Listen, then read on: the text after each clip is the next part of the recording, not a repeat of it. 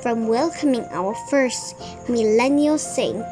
Blessed Carlo Acutis was beatified last October 10, and he is on his way to sainthood.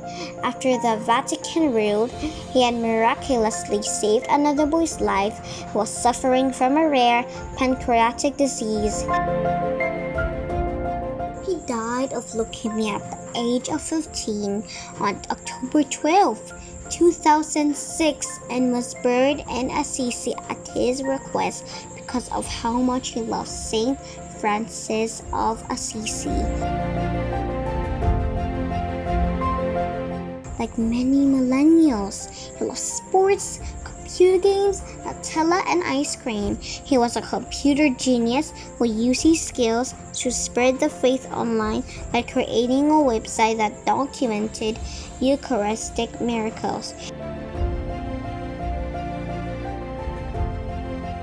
He loved the Eucharist so much that he attended Mass as often as he could and even convinced his friends and family to do the same. He was also known for his kindness and generosity to the poor, that he would use all of his savings to buy sleeping bags and hot drinks for the homeless. I am grateful and also I am inspired, especially for you young people, because I see him very relatable. In fact, when they opened his tomb and they found his body intact, he was still wearing jeans and also sneakers, rubber shoes. He's very millennial. He loves computer games, he loves video games, he loves sports, ice cream, sugsugan po kay siya. I think you can relate to him. He's an ordinary young man, 15 years old, young boy like you.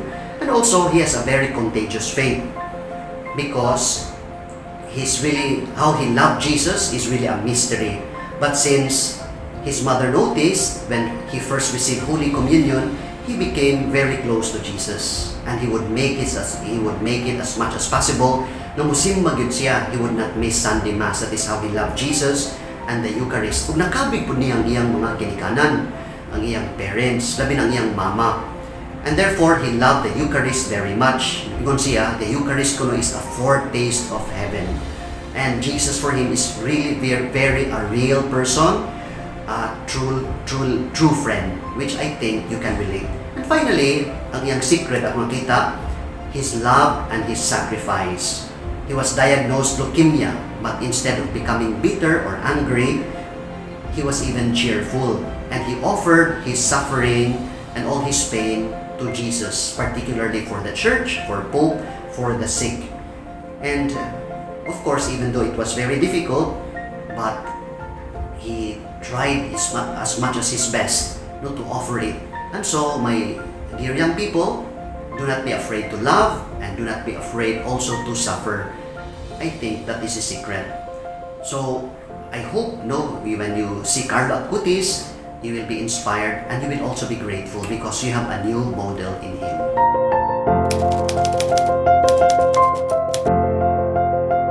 I think that it's cool that someone from my generation has been beatified and will soon become a saint.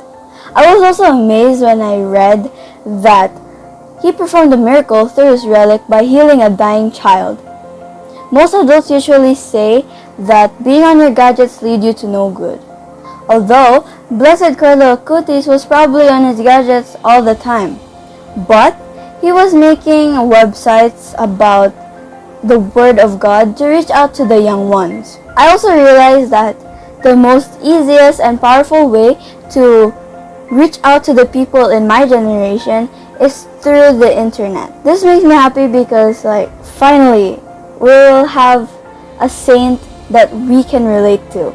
Blessed Carlo Acutis' beatification speaks so much of hope and inspiration to all of us, especially the young people.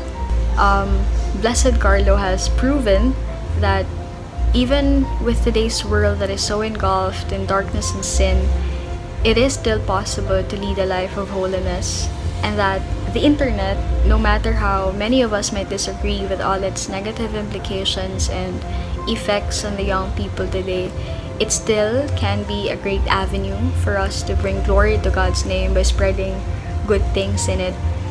And Blessed Carlo's beatification opened the gates of possibilities for us to become saints, even in our age, in our time, and all this technological advancement. So it's like the church just showed us someone to emulate and look up to.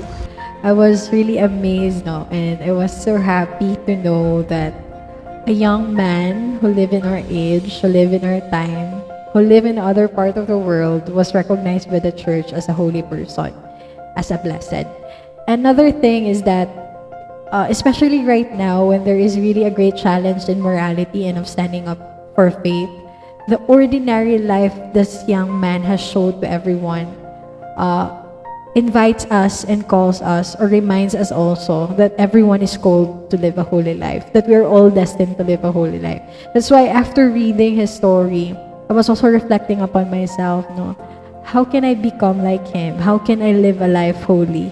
So another thing that really I think we can do just like him is how he uses the social media for the benefit of the church, for evangelizing other people, for spreading the goodness of God, for spreading God's love for everyone, and his love for the Eucharist, which is, I think, one thing that we're also called to appreciate, we're also called to love. He showed us that despite the difficulty in it, if you truly love what you're doing, if you truly love Christ, the difficulty will just pass by, especially when he was having difficulty with his sickness.